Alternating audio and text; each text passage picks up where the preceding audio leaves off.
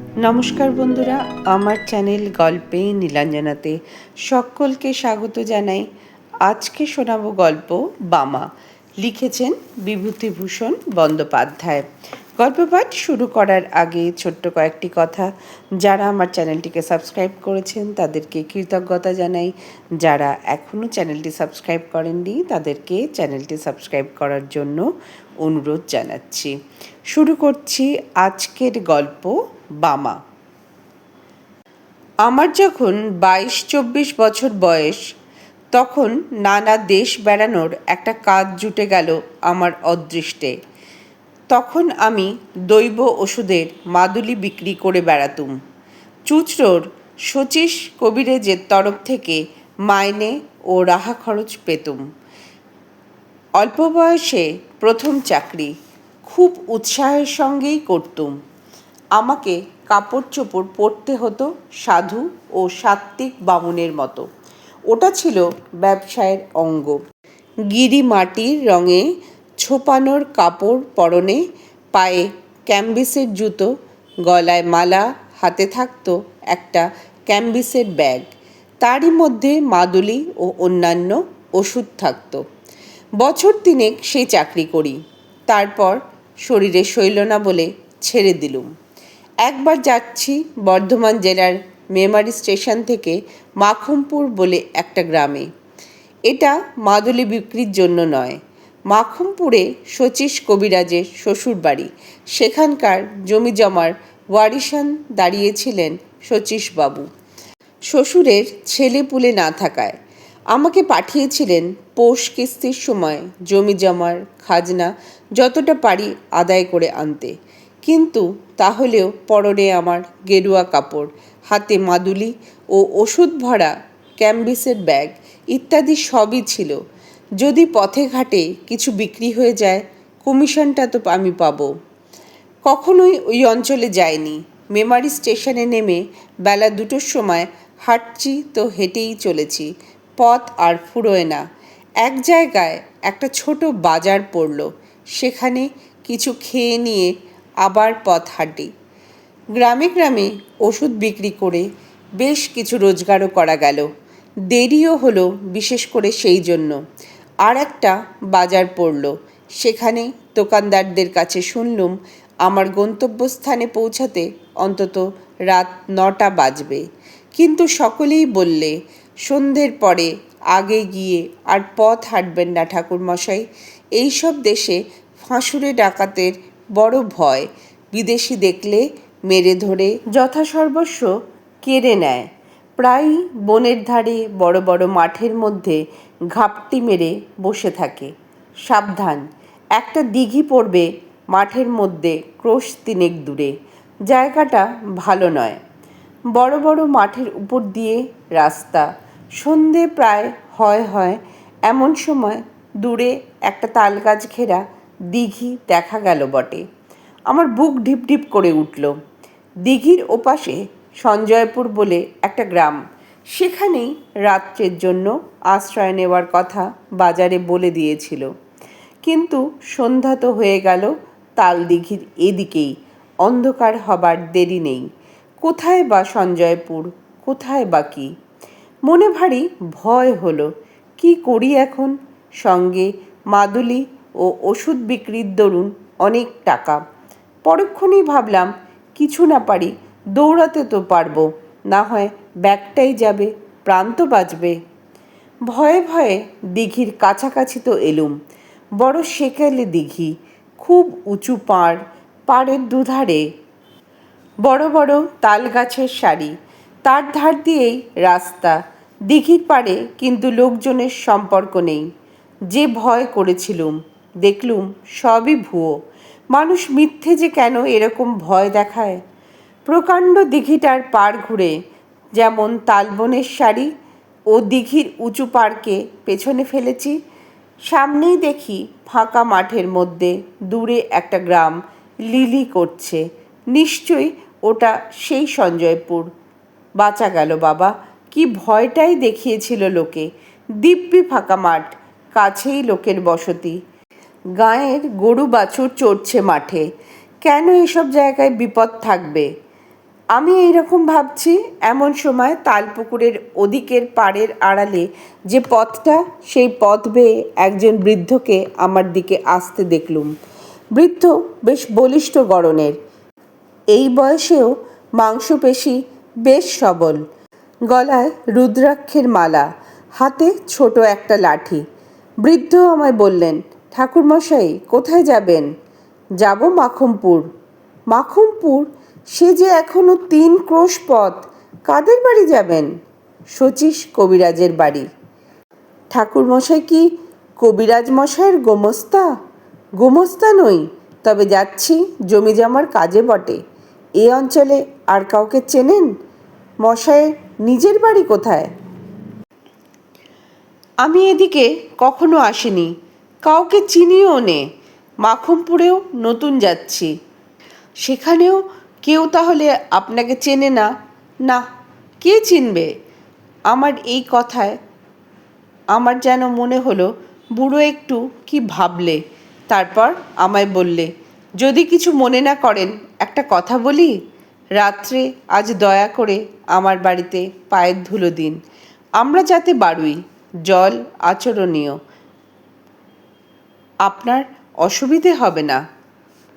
চণ্ডীমণ্ডপের পাশে বাইরের ঘর আছে, সেখানে থাকবেন, রান্নাবান্না করে খাবেন।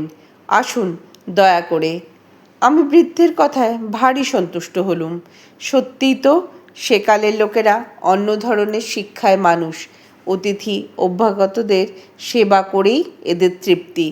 বৃদ্ধ এই প্রস্তাব না করলে রাঢ় অঞ্চলের অজানা মেঠো পথ বেয়ে এই সম্মুখ আঁধার রাতে আমায় যেতেই তো হতো মাখমপুরে 3 ক্রোশ হেঁটে। গ্রামের পূর্ব প্রান্তে বড় মাঠের ধারে বৃদ্ধের বাড়ি। বৃদ্ধের নাম নফরচন্দ্র দাস। আমি চণ্ডীমণ্ডপে গিয়ে উঠতেই একটা কুকুর ঘেউ ঘেউ করে উঠল। কুকুরের এই ডাকটা আমার ভালো লাগে না। এর আমি কোনো কারণ দিতে পারবো না, কিন্তু কুকুরের চিৎকারের যেন একটা ছন্ন ছাড়া অমঙ্গলজনক অর্থ আছে। মঙ্গল সন্ধ্যায় কোনো গৃহস্থ বাড়িতে আসেনি, যেন শ্মশান ভূমিতে এসেছি। বৃদ্ধের বাড়ি দেখে মনে হলো বেশ অবস্থাপন্ন গৃহস্থ। বাড়ির উঠোনে সারি সারি 3টে বড় বড় ধানের গোলা, গোলার সঙ্গে প্রকাণ্ড গোয়াল ঘর, বলদ ও গাইয়ে প্রায় 20-22টা। অন্তঃপুরের দিকে 4খানা বড় বড় 8 চালার ঘর। বাইরের এই চণ্ডীমণ্ডপ ও তার পাশে আর একখানা কুঠুরি। আমার কথাটা ভালো করে বুঝতে গেলে এই কুঠুরিটার কথা আরেকটু ভালো করে শুনতে হবে। কুঠুরিটিকে চণ্ডীমণ্ডপ সংলগ্ন একটা কামরাও বলা যায়, কারণ একটা সরু রোয়াকের দ্বারা চণ্ডীমণ্ডপের পেছন দিকে সঙ্গে সংলগ্ন। অথচ দোর বন্ধ করে দিলে বাইরের বাড়ির সঙ্গে এর সম্পর্ক চলে গিয়ে একটা ভেতর বাড়ির একখানা ঘরে সামিল হয়ে দাঁড়ায়। আমায় বাসা দেওয়া হলো এই কুঠুরিতে। কুঠুরির একপাশে ছোট একটা চালা, সেখানে আমার রান্নার আয়োজন করে দিয়েছে। হাত মুখ ধুয়ে সুস্থ হয়ে আমি বিশ্রাম করছি। গৃহস্বামী এসে বললে, ঠাকুরমশাই রান্না চাপান, আর রাত করেন কেন? আমি রান্না চালায় বসে রান্না চড়িয়ে দিতে যাচ্ছি, এমন সময় দেখি একটি বাড়ির বউ ভেতর থেকে একগাছা ঝাঁটা হাতে এসে আমার রান্না চালার সামনে দিয়ে ঢুকলো ও ঝাঁট দিতে লাগলো। কুঠুরির দরজা খোলা, আমি সেখানে বসে সেখান থেকে কুঠুরিটার ভেতর দেখা যায়। আমি 2-1বার বিস্ময়ের সঙ্গে দেখলুম বউটি ঝাড় দিতে দিতে আমার দিকে চেয়ে চেয়ে দেখছে। 2-3বার বেশ ভালো করে লক্ষ্য করে মনে হলো বউটি ইচ্ছে করেই আমার দিকে অমন করে চাইছে। আমি দস্তুর মতো অবাক হয়ে গেলুম, ব্যাপারটা কি? সম্পূর্ণ অপরিচিতা মেয়ে, পল্লীর গৃহস্থ বধূ, এমন ব্যবহার তো ভালো নয়। কি হাঙ্গামায় আবার পড়ে যাব রে বাবা! কর্তাকে কাছে বসিয়ে রাঁধতে রাঁধতে গল্প করব নাকি?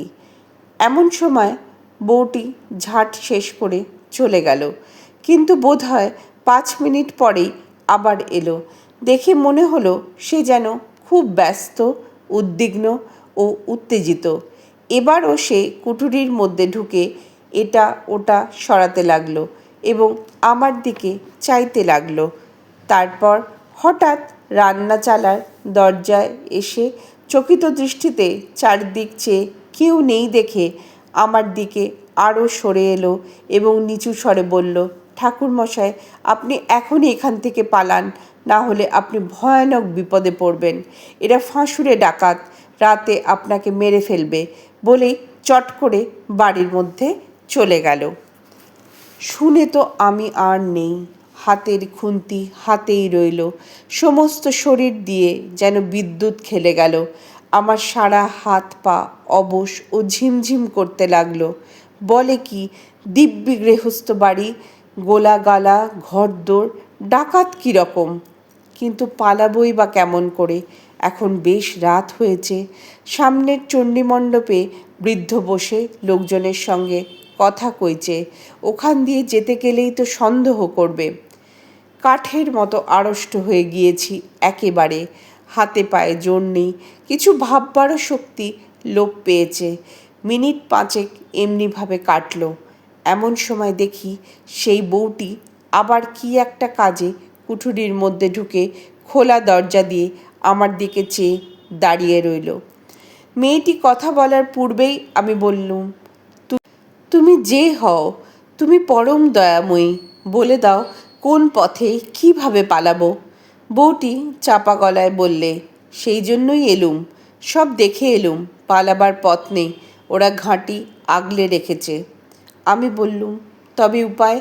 মেয়েটি বলল, একটা মাত্র উপায় আছে।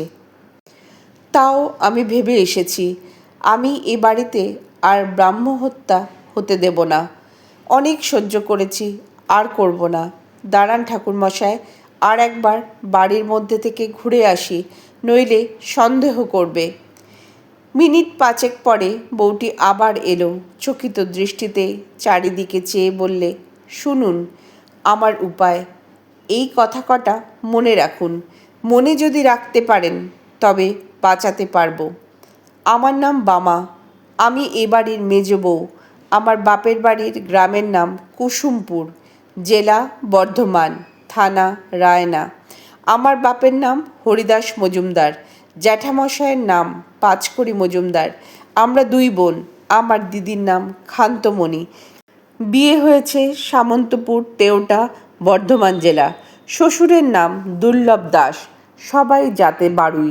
আমার বাবা, জ্যাঠামশাই সব বেঁচে আছেন, কিন্তু মা নেই। আমার তখন বুদ্ধি লোপ পেতে বসেছে। যা বলে মেয়েটি তাই করে যাই। এতে কি হবে? বউটি কিন্তু একবার বাড়ির মধ্যে যায়, আবার অল্প 2 মিনিটের জন্য ফিরে এসে আমায় তালিম দিয়ে যায়। মনে আছে তো? জ্যাঠামশাইয়ের নাম কি? আমি বললাম, হরিদাস মজুমদার। না না, পাঁচকড়ি মজুমদার। বাবার নাম হরিদাস মজুমদার। আমার দিদির নাম কি? শ্বশুরবাড়ি কোন গাঁ? খান্তমণি। শ্বশুরবাড়ি হলো, আপনি দেখছি সব মাটি করলেন। সামন্তপুর, তেওটা বলুন। সামন্তপুর, তেওটা। শ্বশুরের নাম রামযদু দাস, দুর্লভ রাম দাস। অবশেষে মিনিট 10-12 মধ্যে আমার কাছে সব পরিষ্কার হয়ে এসেছে। বউটি বললে, রান্না খাওয়া করে নিন ঠাকুরমশাই, কোনো ভয় করবেন না। আমার বাপের বাড়ির নামধাম যখন জানা হয়ে গেছে তখন আপনাকে বাঁচাতে পেরেছি। এখন শুনুন, খাওয়া দাওয়ার পরেই শ্বশুরমশাইয়ের কাছে আমার বাপের বাড়ির পরিচয় দিয়ে বলবেন আপনি ওদের গুরুবংশ। আমার নাম বললে জিজ্ঞেস করবেন আমার বিয়ে হয়েছে কোথায়, জানো নাকি? গলা যেন না কাঁপে, কোনো রকম সন্দেহ যেন না হয়। আমি চললুম, আবার আসবো আপনি শ্বশুরকে বলবার পরে, কিন্তু দেরি করবেন না বেশি। বিপদ কখন হয় বলা তো যায় না। রান্না খাওয়া শেষটা করলেও তো সন্দেহ হতে পারে। রান্না খাওয়া করতেই হলো। রাত্রের অন্ধকার তখন বেশ ঘন হয়ে এসেছে। রাত আন্দাজ 10টার কম নয়। আহারাদির পর নিজের কুঠুরিতে বসেছি আমার মনে হচ্ছে এ বাড়ির সবাই যেন খাঁড়ায় রামদাতে শান দিচ্ছে আমার গলাটি কাটবার জন্য। এই সময় গৃহস্বামী স্বয়ং আমার জন্য পান নিয়ে এলো। বললে, কি ঠাকুরমশাই, আহারাদি হলো? এখন দিব্যি করে শুয়ে পড়ুন, মশারিটা টাঙিয়ে দিয়ে যাচ্ছি, রাত হয়েছে, আর দেরি করবেন না।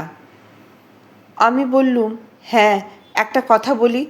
আমাদের এক মন্ত্রশিষ্য, বাড়ি কুসুমপুর, থানা রায়না, নাম পাঁচকড়ি, হরিদাস মজুমদার, তার একটি মেয়ের নাম বামা, এদিকেই কোথায় বিয়ে হয়েছে। তারাও যাতে তোমাদের বাড়ুই কি না, তাই হয়তো চিনলেও চিনতে পারো।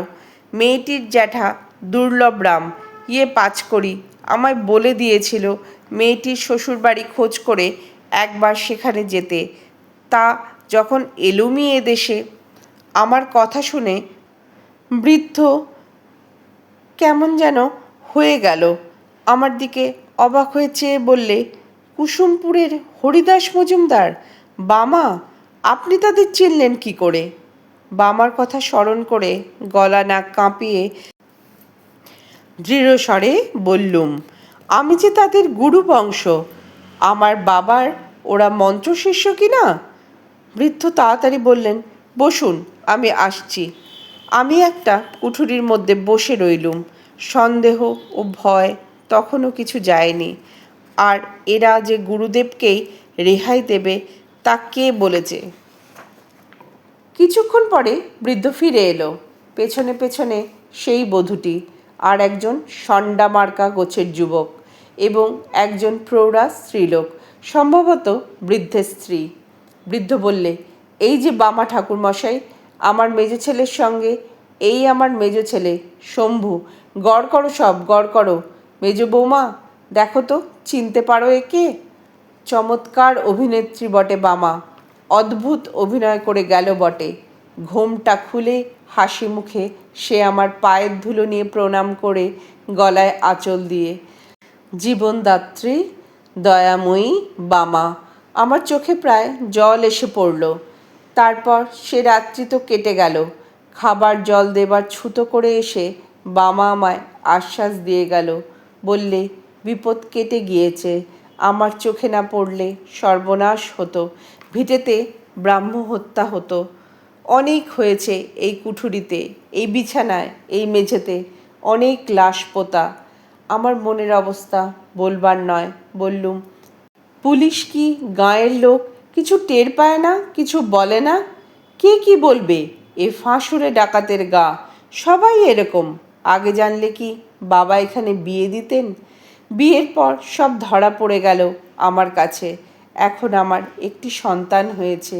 এ পাপ ভিটে বাস করলে তার অকল্যাণ হবে। ওকে বারণ করি, কিন্তু ও কি করবে? মাথার উপর শ্বশুরমশাই রয়েছেন, পুরনো ডাকাত দাদারা রয়েছে। আপনি ঘুমিয়ে পড়ুন বাবা ঠাকুর, আর ভয় নেই। সকাল হলো। বিদায় নেবার সময় বৃদ্ধ আমায় 5 টাকা গুরু প্রণামী দিলে। বামাকে আড়ালে ডেকে বললুম, তুমি আমার মা, আমার জীবনদাত্রী। আশীর্বাদ করি, চিরসুখী হও মা। বামার মতো বুদ্ধিমতী নারী জীবনে আর আমার চোখে পড়েনি। কতকাল হয়ে গেল এই বৃদ্ধ বয়সে সেই দয়াময়ী পল্লীবধূটির স্মৃতিতে আমার চোখে জল এসে পড়ে, শ্রদ্ধায় মন পূর্ণ হয়ে ওঠে।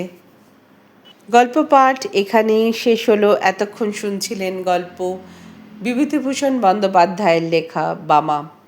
এতক্ষণ সঙ্গে থাকার জন্য সকলকে অসংখ্য ধন্যবাদ। সকলে খুব ভালো থাকবেন।